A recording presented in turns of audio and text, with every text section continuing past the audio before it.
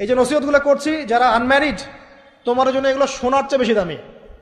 কারণ এই ডিসিশনটা এত এত গুরুত্বপূর্ণ যে জীবনে যদি এটাতে ভুল করে ফেলেন কখনো, সারাটা জীবন আপনাকে এই বোঝা টানতে হবে যে আমরা এখন কি কি কাজ করলে কিভাবে স্টার্ট করব আর কিভাবে আমরা এটাকে সলভ করতে পারি।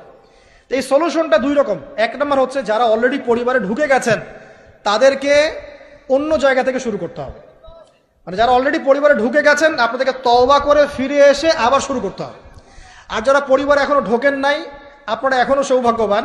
এখন থেকে যদি আপনারা এই নসিহতগুলো মেনে চলতে পারেন, ইনশাল্লাহ আপনার পরিবারটা 8-10টা পরিবারের মতো হবে না ইনশাল্লাহ। রিজিকের ব্যবস্থাটাকে করে নেন, তারপরে ওদিকে যান। আপনার আপন ভাই হিসেবে আমি কথাগুলো বলছি, মনে করেন। এরপরে আপনি যখন বিয়ে করবেন, বললাম তো, মেয়ের জাস্ট দিনদারিতা দেখবেন। হ্যাঁ, এর উপর যদি সৌন্দর্য থাকে আলহামদুলিল্লাহ, বংশ ভালো হয় আলহামদুলিল্লাহ, মেয়ের অর্থ সম্পদ আছে আলহামদুলিল্লাহ। যদি এগুলোর কোনোটাও না থাকে, দিনদারিতা থাকে, জাস্ট ওটাকে দেখেন, আর কিছু দেখার দরকার নেই, কিছু দেখার দরকার নেই। এরপরে আরেকটা কথা বলতে ভুলে গিয়েছি যে আপনি এই লেভেলে যাওয়ার আগে নিজেও পবিত্র থাকার চেষ্টা করেন। আপনি নিজে জেনায় যায় না, নিজে পর্নে যায় না, নিজে হারাম অ্যাফেয়ার্সে যায় না। যদি আপনি যান তাহলে আল্লাহ পাক কিন্তু আপনাকে পবিত্র স্ত্রী নাও দিতে পারেন। এটাই আল্লাহ পাকের নীতি যে একজন পবিত্র মানুষ পায়। ঠিক আছে, যে যেমন আল্লাহ পাক তাকে তেমন মিলিয়ে দেন, এটা আল্লাহ পাকের একটা সুন্নাহ। এর ব্যতিক্রম হতে পারে, কিন্তু আপনি যদি পবিত্র না থাকেন আপনি পবিত্র স্ত্রী নাও পেতে পারেন। তা আপনি আগে নিজে পবিত্র থাকেন, তারপরে আপনি এখন মেয়ে দেখেন। আলহামদুলিল্লাহ, বললাম দিনদারিতা প্রাধান্য দেন। এখানে হাদিসে এটা বলা হয় নাই যে 4টা গুণ দেখে বিয়ে করো, বরং বলা হয়েছে 4টা গুণ দেখে সাধারণত বিয়ে করা হয়। ঠিক আছে, করো আদেশটা এমন নয়, ইনকাহ কথাটা এমন নয়, বা ইনকাহু এমন নয়, তুনকাহু মানে বিয়ে সাধারণত করা হয়। কেউ টাকা দেখে, কেউ সৌন্দর্য দেখে, কেউ দেখে বংশ, তুমি দেখো দিন। নবীজি বলছেন তুমি দিন দেখো, না হলে তোমার হাত ধুলোয় ধূসরিত হবে, মানে ধ্বংস হয়ে যাবে তুমি। আর দিন দেখার ক্ষেত্রে শুধু বাইরের গেট আপটা যথেষ্ট নয়, তার পড়াশোনা দেখেন, তার হিস্ট্রি ঘাটবেন, তার অতীতে সে কোথায় কোথায় পড়াশোনা করেছে, কি করেছে, খোঁজ খবর নেবেন।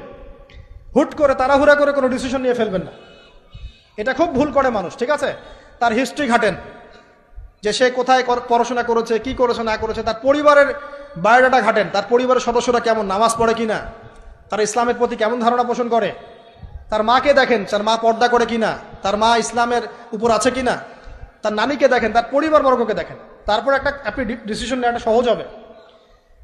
এগুলোর চেয়ে ব্যতিক্রমও হতে পারে। ওই আজারের পরিবারে ইব্রাহিমের জন্ম হতে পারে, ফেরাউনের আন্ডারে আসিয়ার জন্ম হতে পারে, থাকতে পারে, কিন্তু এটা ব্যতিক্রম।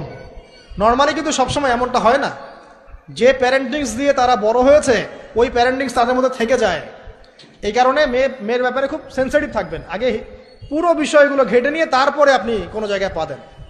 তারও আগে ইস্তেখারা করবেন আল্লাহর কাছে, যে আল্লাহ আমি তোমার কাছে ইস্তেখারা করছি, আমি জানি না যে কোনটা আমার জন্য ভালো হবে, কোনটা খারাপ। আল্লাহ এটা যদি আমার জন্য ভালো হয় সহজ করে দাও, যদি খারাপ হয় আল্লাহ দূর করে দাও।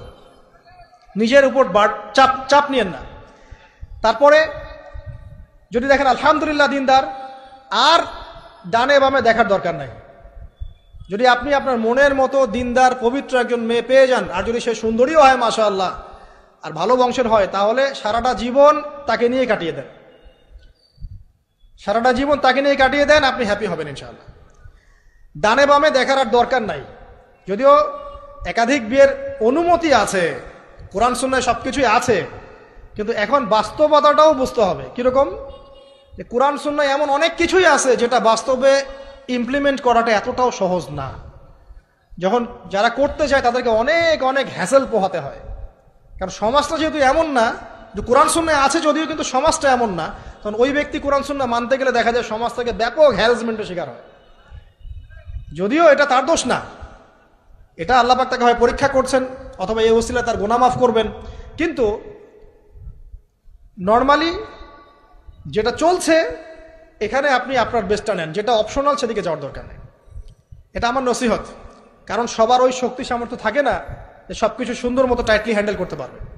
আর বলা যত সহজ, করার ব্যাপারটা এতটাও সহজ নয়। সো আর এই তো জেনারেশনের মেয়ের তো দেখছেনই, পান থেকে চুন খসলেই দেখবেন যে বিশাল তুলকালাম হয়ে যাচ্ছে আর কি। তো যদি আপনাকে আল্লাহ পাক আপনার পবিত্রতার কারণে, আপনার ঈমান আমলের কারণে খুশি হয়ে এমন একজন দিনদার, নেককার, পুণ্যবতী সুন্দরী সুশ্রী স্ত্রী দিয়ে দেন, আর ডানে বামে কখনো দেখবেন না, একদম তাকে নিয়ে পুরো লাইফটা কাটিয়ে দিবেন। ঠিক আছে? এরপরে দোয়া করবেন আল্লাহর কাছে, আল্লাহ এটার মধ্যে কল্যাণ বরকত দান করো। বিবাহের ক্ষেত্রে আপনি মোহরটাকে কম করবেন। আপনি মোহর মানে মেয়েদেরকে বলছি, মেয়ের বাবাদেরকে বলছি, সামর্থ্য অনুযায়ী করবেন, ছেলের সামর্থ্য অনুযায়ী করবেন, তার উপরে বোঝা চাপিয়ে দিবেন না। কিয়ামতের আলামতের হাদিসে আমি এটাও পড়েছি, শেষ জামানায় মোহর অনেক বেশি করা হবে, দেওয়া হবে কম। হয় না এমন? আর বাকি আছে আলামতের কিছু? তো ওই চিটারির মধ্যে নাই। আপনি বলছেন 1 লাখ, 1 লাখ আমি দিব নগদ, ব্যাস নগদ। বলছেন 5 লাখ দেওয়ার সামর্থ্য আছে আমার, 5 লাখ দিব, যে নগদ শেষ, পরে মাফ নিয়ে নিব, এইসব বার্গেনিং আপনি নাই।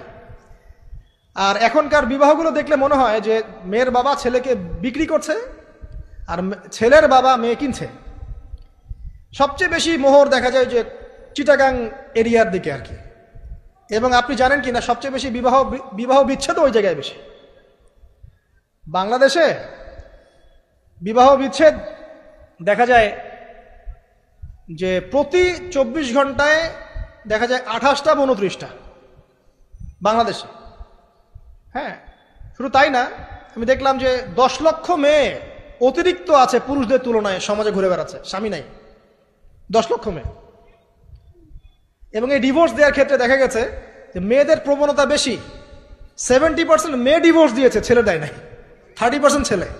তাহলে মেয়েদের সাইকোলজি চিন্তা করেন। ও মনে করছে আমি তো এখন শিক্ষিত হয়ে গেছি, তোমাকে আমার দরকার নাই, আমি চাকরি করে খাবো। খুব বেশি শিক্ষিত দরকার নাই আপনার, দিনই শিক্ষা আছে কিনা ওটা দেখবেন। ফ্যামিলিস্ট মেয়েদেরকে নেওয়ার দরকার নাই, আপনি নিবেন ইসলামিক অনুশাসনে চলে এমন মেয়ে। এরপর যখন পরিবার স্টার্ট হবে, আল্লাহর কাছে বরকত চাবেন, বিয়েটা সহজ করে নেবেন। যে বিয়েতে খরচ যত কম, সেই বিয়েতে আল্লাহর বরকত তত বেশি। হাদিস। অলিমা হবে, মাশাআল্লাহ, আপনার বিবাহিত জীবন মোবারক হোক, দোয়া করি। এরপরে দেখবেন উভয়ের মাঝখানে আল্লাহ পাক আপনাদের মাঝখানে ভালোবাসা ঢালবেন ইনশাআল্লাহ। সূরা রুমের মধ্যে আল্লাহ পাক বলেছেন, ওয়াজআলা বাইনাকুম মাওয়াদ্দাতা ওয়া রাহমা, আমি আল্লাহ স্বামী স্ত্রীর মাঝখানে ভালোবাসার ভ্রাতৃত্ব ঢেলে দিয়েছি। এটা আল্লাহ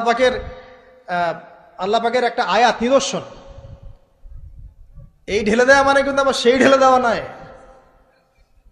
কথা কি বুঝতে পারছেন? আচ্ছা, তারপরে আসেন, এবার আপনি পরিবার গঠন করেছেন। এখানে আমি কয়েকটা কথা বলি যে উভয়ের মাঝখানে খুব চূড়ান্ত লেভেলের ভালোবাসা, এটাই যথেষ্ট নয় পরিবার সুখী হওয়ার জন্য। পরিবারের মধ্যে এখন থাকতে হবে সলাত। কি থাকতে হবে ভাই? সলাত। পরিবারে থাকতে হবে কোরআন, পরিবারে থাকবে সুন্নাহ, পরিবারে থাকবে ইসলামী অনুশাসন, পরিবারে থাকবে খাস পর্দা। আপনার বউকে মানুষ দেখেই নাই, এরকম পর্দা। আর কাপড় খোলা তো অনেক দূরের কথা, আমার এমন স্ত্রী আপনার স্ত্রীকে দেখেই নেই মানুষ। বাধ্য না হলে সে বাইরেই আসবে না। বাধ্য হয়েছে, আসছে, মাহারাম আছে, মাহারাম সাথে আছে, এখন বাইরে আসছে। আপনার স্ত্রী ওই মানুষের বাসায় গিয়ে রাত কাটাবে না, এমনকি মানুষের বাসার টয়লেটে গিয়েও যেন সে কাপড় না চেঞ্জ করে। কারো বাসায় গিয়ে স্ত্রীকে রেখে দিয়ে আসবেন না, যে অপরিচিত কারো বাসায় স্ত্রীকে রেখে আপনি কোনো কাজে গেছেন, যাবেন না, এটা করবেন না। আপনার কাছে মনে করেন একটা কোহিনূর হীরা আছে, মনে করেন, যেটার মূল্য ধরেন যে লক্ষ কোটি ডলার। এটা আপনি কি যত্রতত্র ইউজ করবেন, নাকি আপনি খুব যত্ন করে আপনার ভিতরে আগলে রাখবেন? কোনটা? ইসলাম এভাবে নারীকে সম্মানিত করেছে যে তারা আমাদের কাছে এত বেশি প্রেশিয়াস যে আমরা এভাবে যত্ন করে ওদেরকে ঢেকে রাখি। কথা কি বুঝতে পারছেন? আর তোমাদের কাছে মেয়েদের দাম নাই, তোমরা ল্যাংটা হয়ে ঘোরো, তোমাদের কে বাধা দিয়েছে? ঘুরছেও তো তাই। আর নগ্নতা বলতে আপনি কি মনে করছেন? খালি কি বিকিনি সংস্কৃতি নগ্নতা? নিসাউন কাসিয়াতুন আরিয়াও তো নগ্নতা, যে নারী পোশাক পরেও নগ্ন হয়ে আছে, এটাও তো নগ্নতা। আর নবীজি বলেছেন যে আরবদের ধ্বংস, লা ইলাহা ইল্লাল্লাহ, আল্লাহ ছাড়া কোনো ইলাহ নাই। কি ভয়ঙ্কর আযাব আসছে। তার স্ত্রী যায়নাব বিনতে জাহাশ তিনি বলছেন, ইয়া রাসূলুল্লাহ আনুহলিক ওয়া ফিনা সালিহিন, আমাদের মধ্যে সলেহ সৎ মানুষ থাকা সত্ত্বেও কি আমরা ধ্বংস হয়ে যাব? নবীজি বলছেন, নাম, হ্যাঁ। ইযা কাসরাতুল খাবাস, যখন অশ্লীলতা, বেহায়াপনা, নগ্নতা ছড়িয়ে পড়বে, তখন ভালো মন্দ সব ধুয়ে ধ্বংস হয়ে যাবে। এই কারণে নিজে খুব ভালো আছি, ওরা খারাপ, ওদেরকে কিছু বলার দরকার নাই বলে ভালো হয়ে থাকার সুযোগ নাই। ওগুলো যত ছড়াবে, ভালো আলেম জালেম সব ধ্বংস হয়ে যাবে। আল্লাহ বোঝার তৌফিক দান করুন। এবার আপনি আপনার স্ত্রীর সাথে এভাবে হৃদ্যতা মহব্বতের সম্পর্ক রাখবেন আল্লাহর জন্যে। পরিবারের সবার পিছনে আপনি খরচ করবেন, তাদের হক দিবেন, কার জন্যে? পরিবার বর্গের কারো কাছে কিছু পাওয়ার আশায় না। এই ফিলোসফিটা বোঝেন। পরিবারের কারো কাছে থ্যাঙ্কস পাওয়ার আশায়ও না। আপনি আল্লাহর সন্তুষ্টির জন্য ওদের পিছনে খরচ করবেন, ওদেরকে ভালোবাসবেন, ওদের হক আদায় করবেন। কার জন্যে? আল্লাহর জন্য। এবং এর জন্য আপনি নেকি পাবেন ইনশাআল্লাহ। আর যদি আপনি তাদের কাছে কিছু আশা করতে যান, মনে মনে বেশি এক্সপেকটেশন রাখেন, তখন আপনি কি হবেন জানেন? আপনি পদে পদে কষ্ট পাবেন, পদে পদে কষ্ট পাবেন। দেখে নিয়েন। শুধু আল্লাহর হয়ে যান, মানে আল্লাহই আপনার আপন, আল্লাহ ছাড়া আপনি কাউরে চেনেন না। আল্লাহ পাক বলেছেন এগুলো করতে, আমি করি। আল্লাহ পাক ভালোবাসা দিয়েছেন সন্তানের প্রতি, স্ত্রীর প্রতি, বাসি। কিন্তু এটা এত অধিক মাত্রায় নয় যে তার কারণে আল্লাহকে ছেড়ে দিব। বা স্ত্রী সন্তান যদি আল্লাহর পথে চলার ক্ষেত্রে বাধা দেয়, আল্লাহকে ছাড়তে পারবো না, প্রয়োজন ওদেরকে ছাড়তে পারবো, এরকম থাকবে বিষয়টা। ঠিক আছে? আরেকটা কথা বলি, শুধু ভালোবাসাই আদর্শ দাম্পত্যের জন্য যথেষ্ট নয়। এখানে প্রয়োজন হচ্ছে একে অপরের প্রতি সম্মানবোধ থাকতে হবে, একে অপরের প্রতি বিশ্বাস থাকতে হবে। বিশ্বাস না থাকলে ওই পরিবারে শান্তি থাকে না।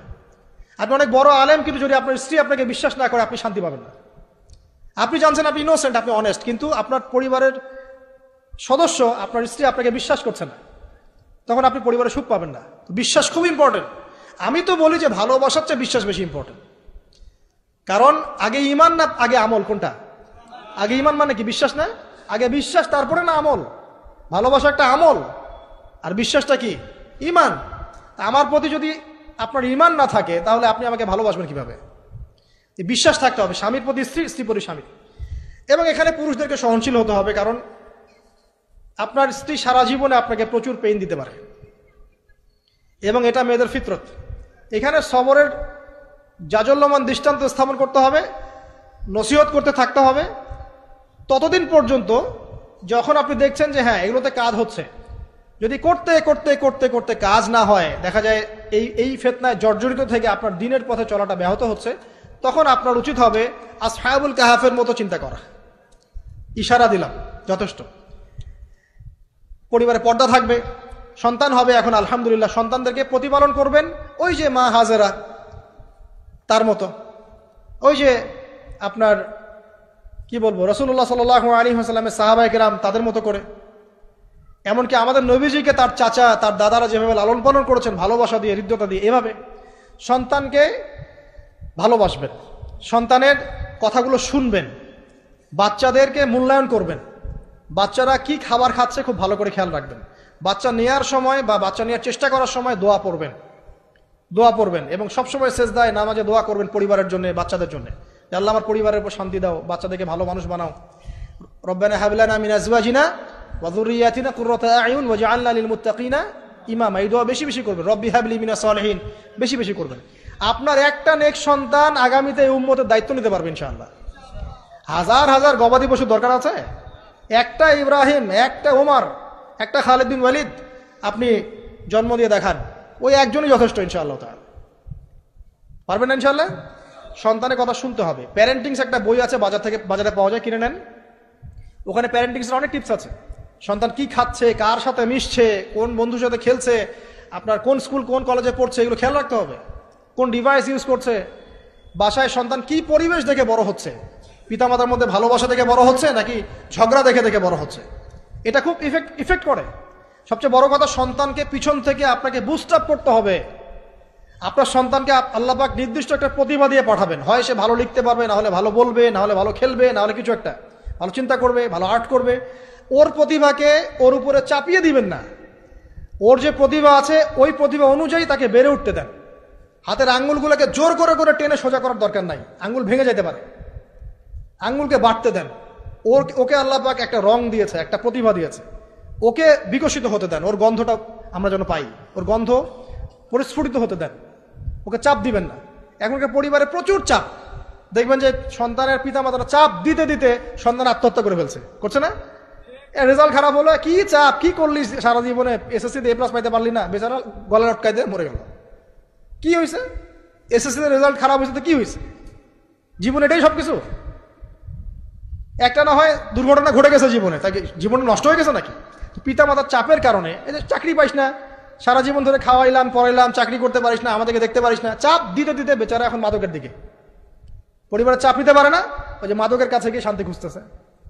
তারপরে যে ওই যে পতিতালয়ে গিয়ে শান্তি খুঁজতেছে, ওই গার্লফ্রেন্ডের কাছে শান্তি খুঁজতেছে। তো পরিবার থেকে চাপের এই সংস্কৃতি বন্ধ করতে হবে।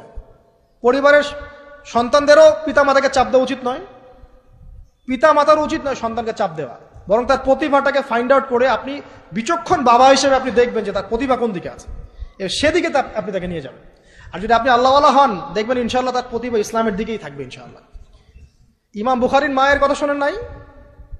তার মা সারাদিন কান্নাকাটি করে দোয়া করতো, আল্লাহ আমার ছেলেটাকে দিনের জন্য কবুল করো, আমার ছেলেটাকে দিনের জন্য কবুল করো। তার চোখের সমস্যা ছিল, তিনি চোখে ভালো করে দেখতে পারতেন না, মায়ের দোয়ার বদৌলতে আল্লাহ পাক তার চোখের সমস্যা দূর করে দিয়েছেন। এখন ইমাম বুখারী রাহিমাহুল্লাহর কিতাব সবাই পড়ছে না? একজন মায়ের তাড়না দেখেন, মা সন্তানের জন্য দোয়া করবে যে আল্লাহ আমার সন্তানটাকে দিনের জন্য কবুল করো, বাবা দোয়া করবে আল্লাহ আমার বাচ্চাটাকে দিনের জন্য কবুল করো। এই যে বাবা নূহের তাড়না দেখেন, ইব্রাহিম আলাইহিস সালামের তাড়না দেখেন, রব্বি হাবলি মিনাস সালিহিন, আল্লাহ আমাকে সুসন্তান দান করো।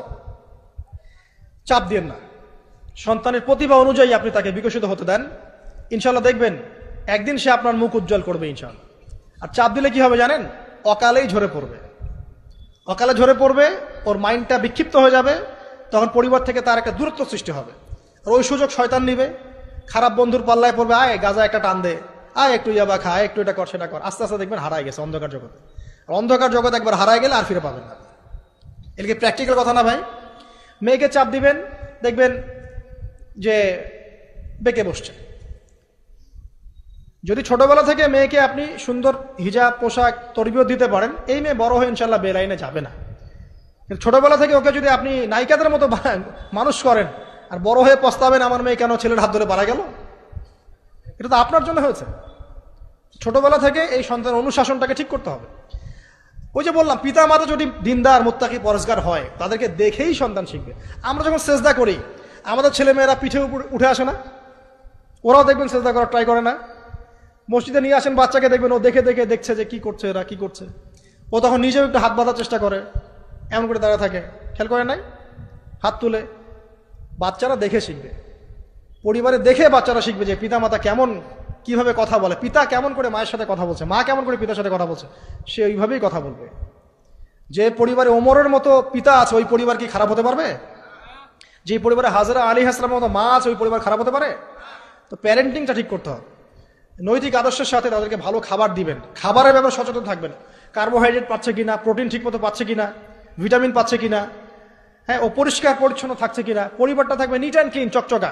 এখানে যেন মানে আর বলে না যে পবিত্রতা ইমানের অর্ধেক, হাদিস আছে না? মানে পরিবারগুলো হবে নিট অ্যান্ড ক্লিন, ঝকঝকা, রুচিশীল।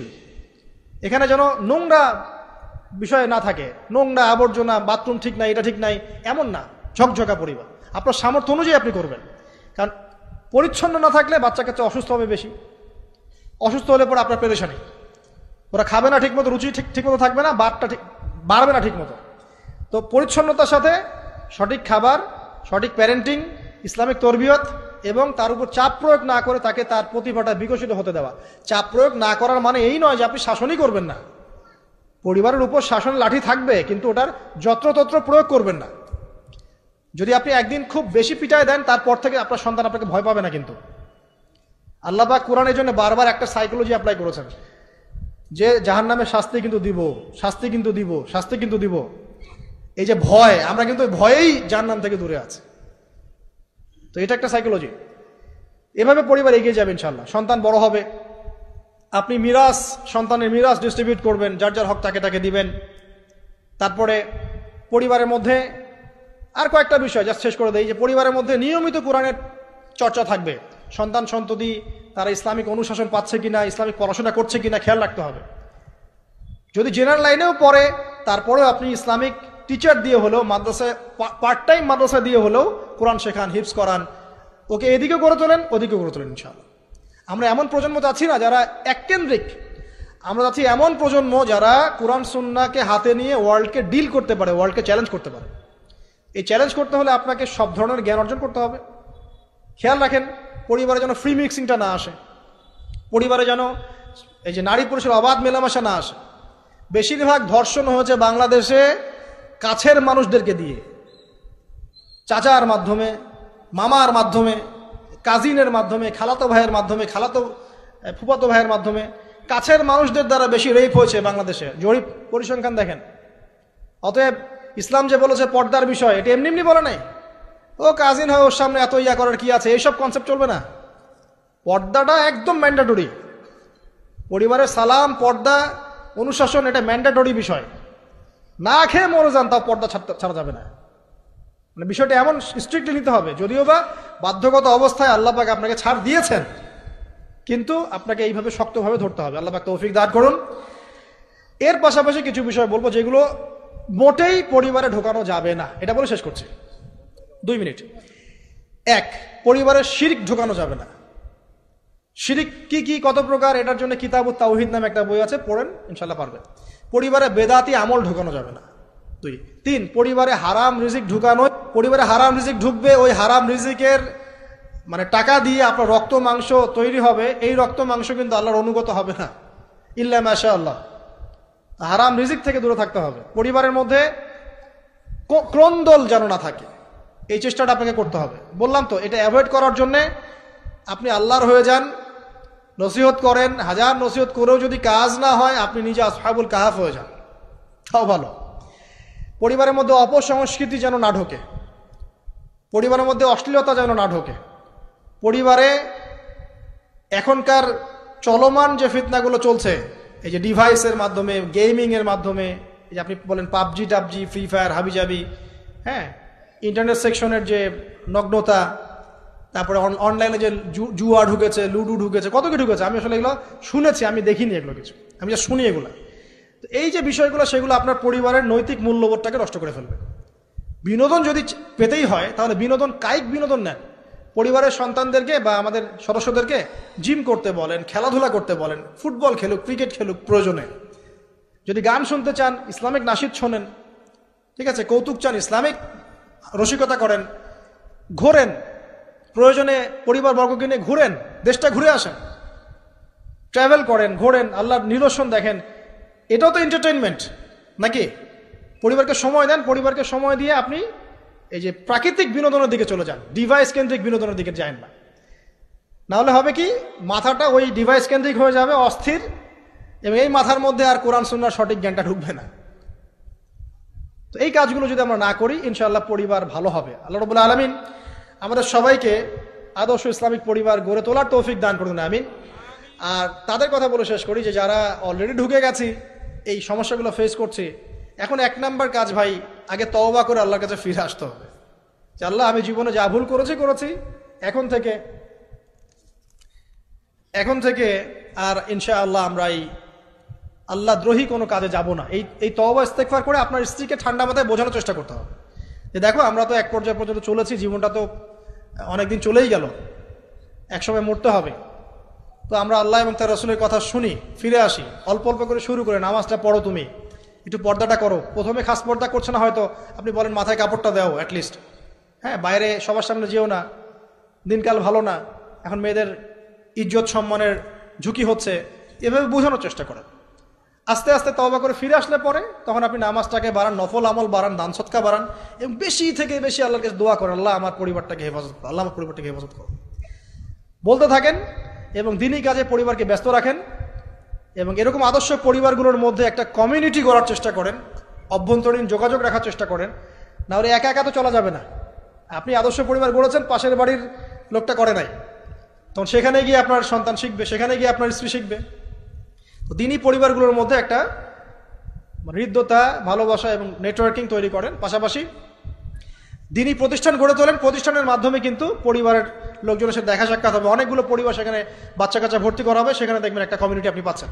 তো এভাবে শেষ করে দেয়, এভাবে তাওহীদের চর্চা 1, সুন্নতের প্রতিষ্ঠা 2, 3 হালাল রিজিক, 4 হৃদ্যতা ভালোবাসা, 5 সবর ধৈর্য, 6 আল্লাহর কাছে দোয়া, বেশি বেশি দোয়া, 7 কি পর্দা, 8 অপসংস্কৃতির প্রতিরোধ, ঠিক আছে, 9 সন্তানদেরকে আগামী প্রজন্মে, আগামী মুসলিম জেনারেশনকে লিড দেওয়ার মতো করে তৈরি করা, আর 10 মনে করেন আমাদের মেয়েদের দিকে, স্পেশালি মেয়ে, শিশু, কন্যা হোক, মেয়ে হোক, বোন হোক, মা হোক, তাদের দিকে স্পেশাল নজর রাখা। এই কাজগুলো করার মধ্য দিয়ে ইনশাআল্লাহ তাআলা আমরা ব্যক্তিগত পর্যায়ে আপোষে একটা আদর্শ পরিবার জান্নাতের টুকরা গড়তে পারবো ইনশাআল্লাহ আযজা ওয়া জাল। এবং এই টুকরাগুলো যখন একে অপরের সাথে কানেক্টেড থাকবে তখন আদর্শ সমাজ হবে ইনশাআল্লাহ। যখন এরকম করে পরিবারগুলো গড়ে উঠবে তখন সমাজের কাঠামো চেঞ্জ হয়ে যাবে, আর ওই সমাজকে দিয়ে আপনি ইনশাআল্লাহ ইসলামিক কোনো রেভলিউশন প্রতিষ্ঠা করতে পারবেন, আদারওয়াইজ হয়তো পারবেন না। এর বিপরীতে যা আছে সবই শয়তানের কাজ, জাহেলিয়াত, ফাসেকি, জুলুম, অন্যায়, পাপাচার। এগুলো থেকে সম্পূর্ণ তওবা করে আল্লাহ পাক আমাদেরকে জান্নাতি আদর্শ পরিবার গড়ে তোলা তৌফিক এনায়েত করুন, আমিন।